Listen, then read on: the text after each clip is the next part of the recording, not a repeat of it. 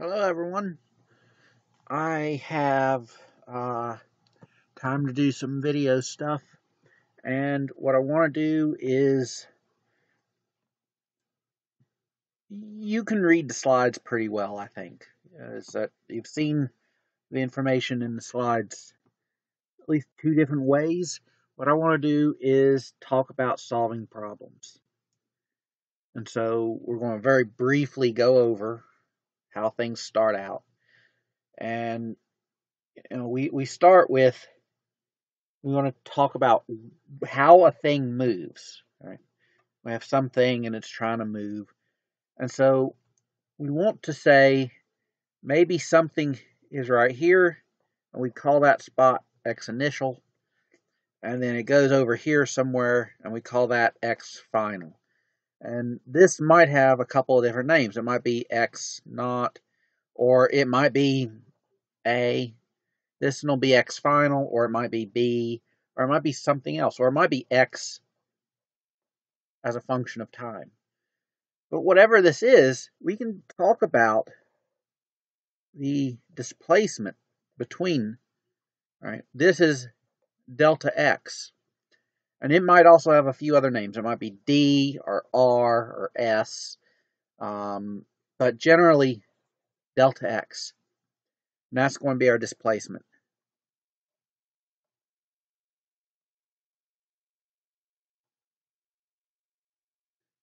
And then we can talk about how this thing gets from one point to the other.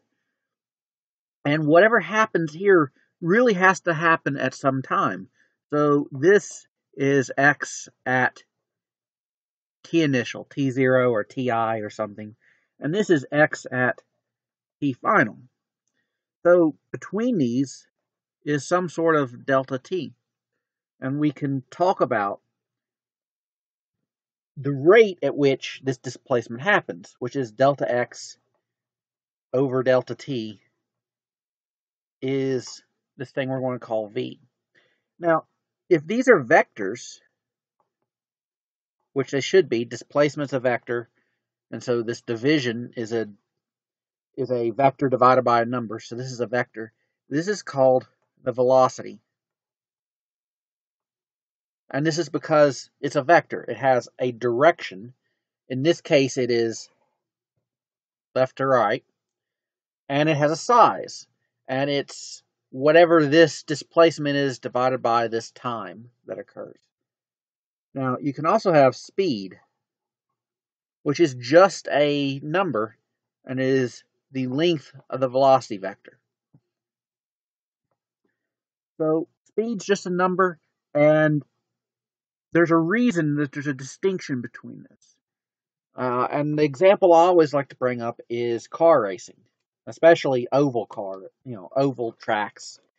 Say you have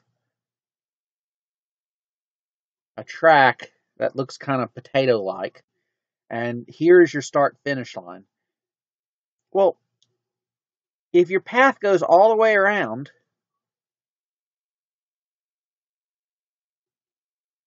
then you can be driving very, very, very fast. But if you measure based on where you start and where you finish, delta x as a vector is 0. And that means v is 0. What this means is no matter how fast the car is going, and they advertise those things as 200 miles an hour, the velocity vector depends on this displacement vector. And even though they do 500 laps, you start and end at the same spot. Delta x is 0. Now, to make that make a little more sense, we'll draw a slightly different picture. I'll draw a graph. And what we'll have is some function here, and we'll call this x and t. And we'll put a function in here. It looks like that. So when we're looking at this function, we can notice that depending on where we start and stop talking about the motion, we can get a lot of different outcomes. Right? I can pick two spots, like pick this spot and this spot. And if we do rise over run between these two, this is going to be our average, which is x final minus x initial over t final minus t initial. Right? But I could pick other spots. Right? So in green, I'm going to keep this one. I like this spot, but I'm going to pick a spot up here. And between those spots, it's you get a different result. This is a positive slope, and this is a negative one. And finally, I can pick a third. If I pick exactly even here, that blue line represents zero change. These are at the same x coordinate. So the average velocity there is zero. But there's clearly motion. And that's the key is we're trying to describe what's going on essentially here, because that's the common spot. But we're using too much graph in the red one and really too much graph through all of these. What we really want, if we pick a spot, we want the tangent. That tells us essentially the immediate value. And that's where we get that v is this derivative. So always keep in the back of your mind this definition for average velocity, but the derivative definition is the instantaneous velocity.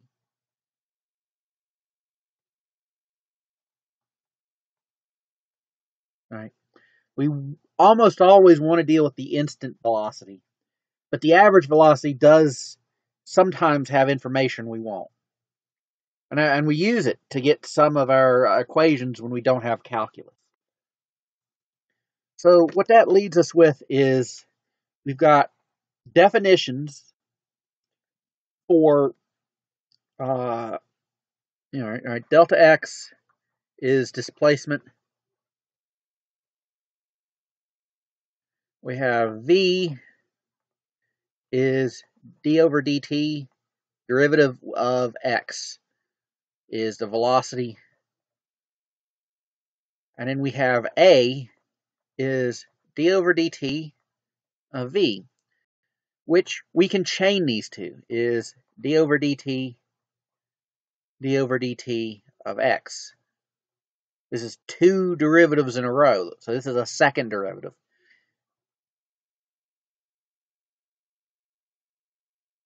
This is the acceleration.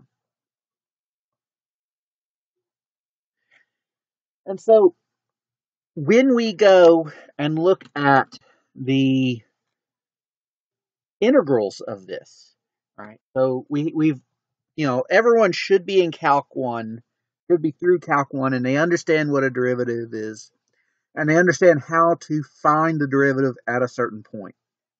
And that'll be important. If we have a function like this, say this is t is 6 seconds, then we might want to find v where t is 6 seconds. Well, that's dx dt evaluated at t equals 6 seconds. And then the acceleration is dv dt evaluated at t equals 6 seconds. Y'all should remember that. Now, some of you might be in Calc 2, and what's going on here is we're applying an inverse function. We're undoing the derivative. So the integral occurs between 2 points. We're taking definite integrals for those of you in Calc 3. We're going from essentially one point to another, and we'll say t initial and t final. And then we're going to integrate these statements. All right, so if we start with the acceleration, we ought to go to velocity. And, you can read the notes how you get through this. But the idea is that v of t is some initial velocity plus at. So that is the velocity equation of motion. Don't fall asleep. Oh no, it locked me.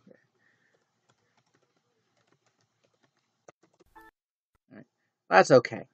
So we're also going to do the same thing from some initial time to some final time of the velocity is the displacement. But we need to be careful because we're at some point we have to make some assumptions as to what's going on here, right? We're kind of assuming here that this is constant acceleration. If it wasn't constant acceleration, we'd have to find a derivative of the acceleration and maybe higher derivatives of that. Start there and then build the equations up. But if we assume constant acceleration, then when we integrate, we get the velocity and it looks like this. And then when we get and integrate the velocity with the same assumption, and the acceleration might be zero, zero is a constant, but at least with some constant acceleration, we will get an equation that looks like x of t is x initial plus v initial t plus 1/2 a t squared. And that is the position equation of motion, or the displacement equation. And these two do all of the how things move in one dimension. Everything else is derived from these in some way. So you do get two other equations. One is, well, what if I don't know the time? I can rearrange this, solve for time, plug it in, solve, and what I get is v final squared is v initial squared plus 2a delta x. Or delta x there is x final minus x initial. So these things are essentially related to looking at the acceleration and trying to figure out what's going on. This you can get if you could understand energy, and you'll understand that in several weeks. And it's okay for now. Now, the other thing is, what if we don't know the accelerations? Well, we can hand wave things a bit, right? Is it we ultimately would then need the final and initial velocities, but if it's constant acceleration, then it's linear velocity. All right, this is a linear function in time, and so we can just take an average, and the average will be some middle value. So you can also do x of t is 1/2 the final velocity plus the initial velocity times t, which is v average times t. So you can do a version like this, and there are other equations, right? In each of these equations, we know three things. Like here, we know the final velocity. We claim we know the initial velocity, the acceleration, and the time. Here, we claim to know the initial position, initial velocity, acceleration, and time. Here, we claim to know initial velocity, acceleration, and position. And here we know velocities, time. But the idea is that each of these have at least four variables, and we need to know three of them, or pair them up and solve a system of equations. So we're going to look at problems where we can try to solve for the missing thing. So give me a moment. I'm going to pause. Okay. So there's one more thing I got to do, and that is talk about units. We talk about the position vector, or the displacement vector x. Its units are in meters. It's a length. All right. when we talk about velocity, its units are length over time. So this thing is meters per second. And then acceleration is velocity over time. Well, velocity is just length over time, so there's 2 times in it. So this is meters per second squared. So these are the units we're going to be working with, and we're going to be careful of working with those units. So off to the side over here, I have some equations. And here, I'm posing a problem. I'm driving to work.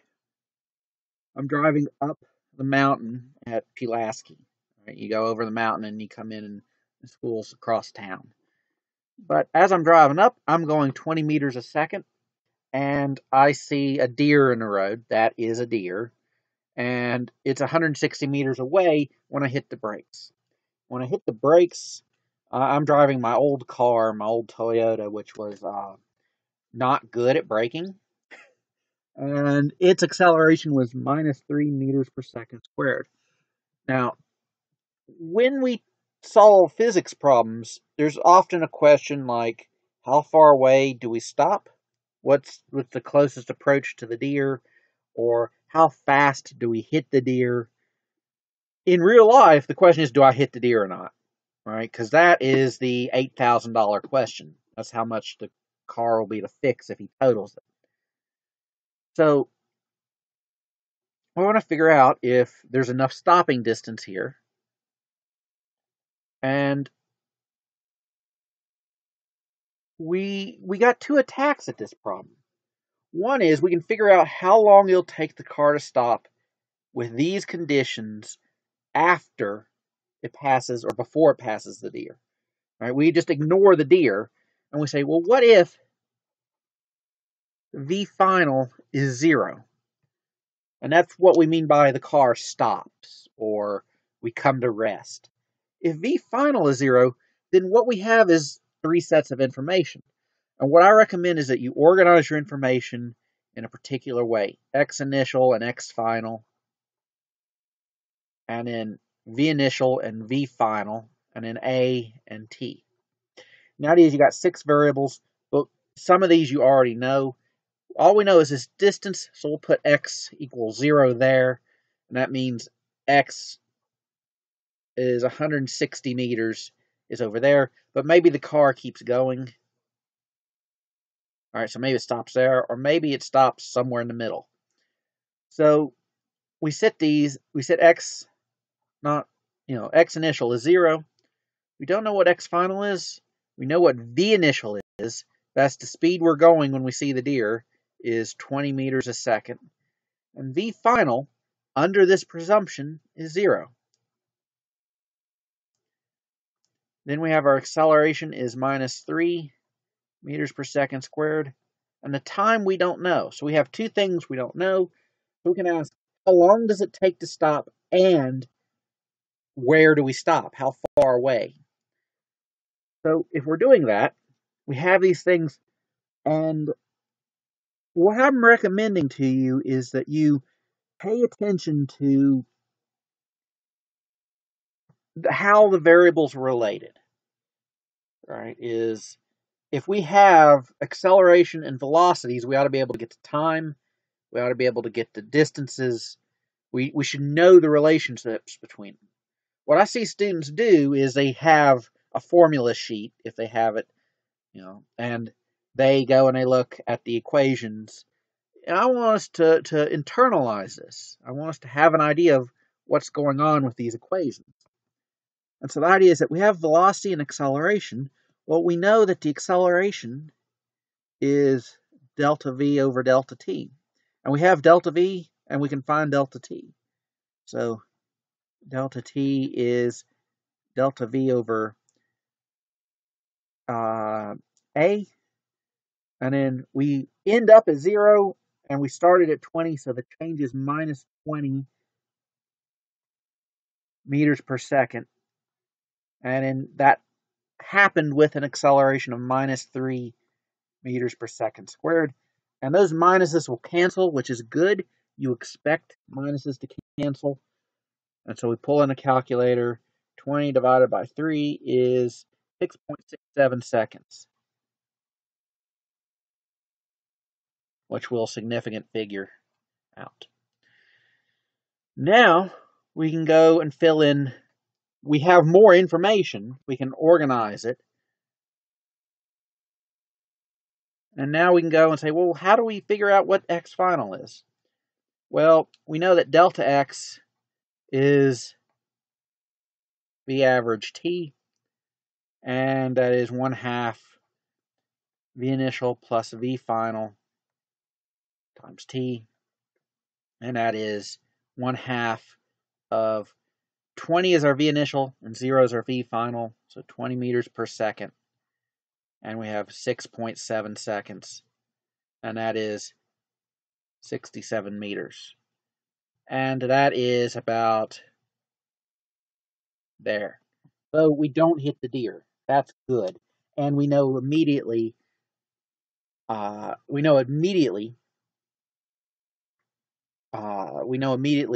far the car travels when we stop. So these are not bad breaks. Now, with this information, we can go further with it. We can go and say, well, what if I don't know this information? What if I have the equations and I got to figure it out? Well, there's other ways to figure it out. Right? So on a separate piece of paper here, we can look at our equations that we got. Right? We got the 4 of them. And we're looking at our information. We don't know what the time is. Well, we have 3 things here. We can get delta x. We can go with v final squared is v initial squared plus 2a delta x. And then we can rearrange this and solve for delta x. You did this sort of in lab 1. Is v final squared minus v initial squared over 2a. And then we can plug in. Delta x is, and we have, let's see, well, we're going to have v final is 0 minus v initial is 20 meters per second squared. And we're going to divide by 2 times 3 meters per second squared. And we should check that this makes sense. Up here, our units are going to be meters squared per second squared. Let me write that out. I'll do it in red. Divided by meters per second squared. And so the second squared cancel, and one of the meters cancel, and we're left with meters, and that's a distance. And so that works. So we bring in our calculator on, and we go 20 squared is 400, and we're dividing by 2, and we're dividing by 3. And we get 67 meters is delta x. And that's what we found the first time around. So that works. Now, how you want to do this is kind of up to you. What I'm going to suggest is memorizing these kinematic equations isn't necessary. If you have the definitions, you can rederive these. Now, the likelihood that you're actually going to do that is kind of, you've got a lot of classes and a lot of time going on. A lot of classes, not a lot of time. But if you have the definitions, the relationships between acceleration and velocity, you can always reconstruct the information that you want. Right? You don't have to go through and think, what are my equations? You can say, well, I have velocity and accelerations. I should be able to get the time. Or I have, all right, we can turn this around and do the problem the same way. We have, we have the relationships here for velocity. So v should be change in position over change in time. And we can say, well, how can I get I don't have enough information. And so you can go and say, well, acceleration is change in velocity over change in time. And then you can try to put these things together in various ways, right? You eventually go through and you rederive equations that you need, right? Right? You'll have V average T, and then you'll have to define what that is.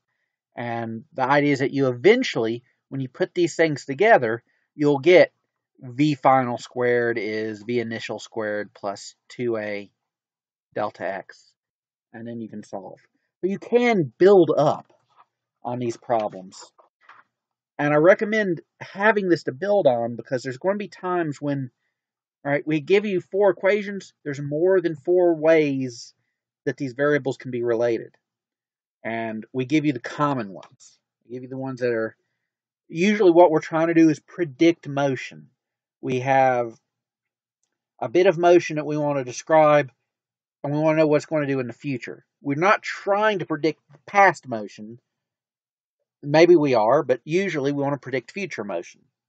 And so we tend to focus on stuff where we know stuff at earlier instances and try to figure out later stuff. Right. So with that, that's 25 minutes of video. I'm going to let that go. We're going to come up with another problem and come right back to it, but in a different video.